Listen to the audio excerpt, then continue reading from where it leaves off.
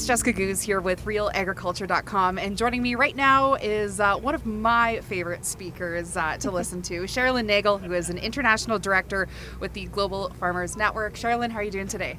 Awesome, really good. Every day that I get to come back to Olds College campus is a good day for me. No kidding. And your session was quite packed, and you were talking all about how, farmers here are quite similar to, farmers around the world when it comes to farming policy. So I guess give us a bit of a rundown on how we are so similar.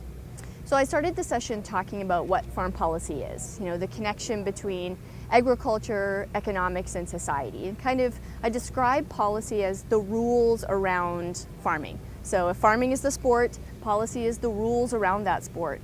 And early on in my policy career, I noticed that there just was not a lot of farmers that were sitting at the table in the discussions around the future rules of our industry. So then I became interested in the Global Farmer Network. And a couple years ago, they asked me to sit as an international director. And the correlation between policy and the policy work we do here in Canada has dramatic effects when it comes to the policy environment and the agriculture arena around the globe. So interesting for me is how similar the policy issues are here in Canada and first world countries, and very same situation that we have in so many other countries around the world with the same policy issues.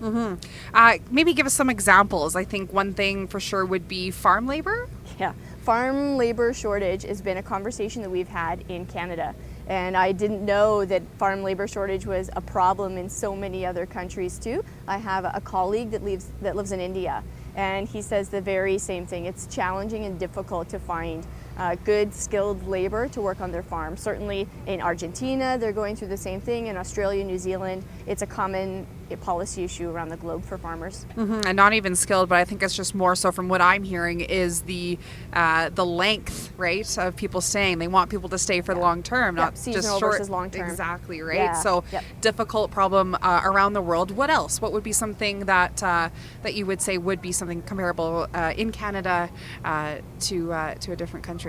So the commonality for every farmer that's involved in the Global Farmer Network is that we agree on two things.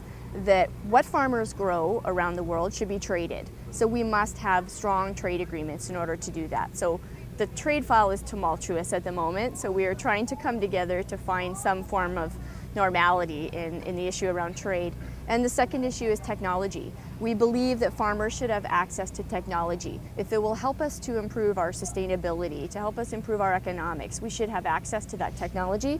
So technology and trade are two of the biggest files that we would work with. But then there's other issues like rural broadband internet. I get so frustrated that we do not have good internet service here in Canada. And that is the same issue all over the world. If you talk to farmers, they are trying to adapt some of the innovation that we see here on campus today, and it requires rural broadband internet. Yeah. So that's one of those fights that we all have together. We're pushing for that. I think that's something Real Ag Radio host Sean Haney can definitely agree with as well. It definitely strikes a nerve in him, and I mean, myself being new to the agriculture file with journalism, it's starting to strike a nerve with me because it just does not make sense that you have all these cool and fascinating and just amazing tools that farmers can use, and unfortunately only a small few can because of that slow internet in some places. Now, continuing with policy here, how does somebody get involved if they're frustrated or they want to make change?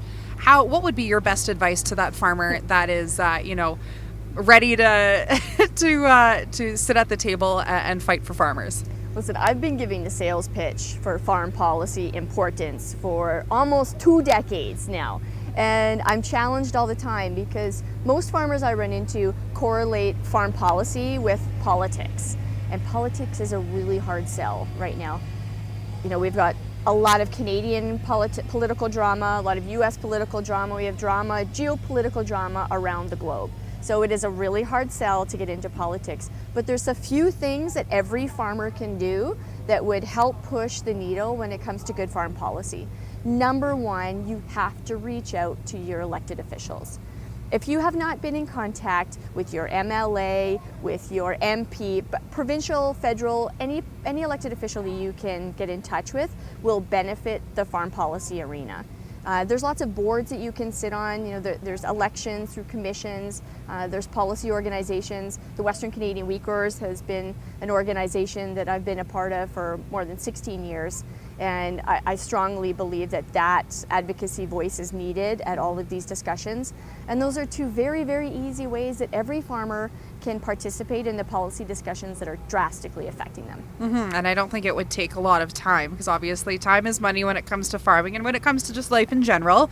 But really, if pen that paper or give the person a phone call and kind of say what's on your mind in a nice way, we'll say, it will help, like you said, in that farm policy arena. Well, thank you so much for your time, Cherilyn. I really appreciate it. Thanks for having me.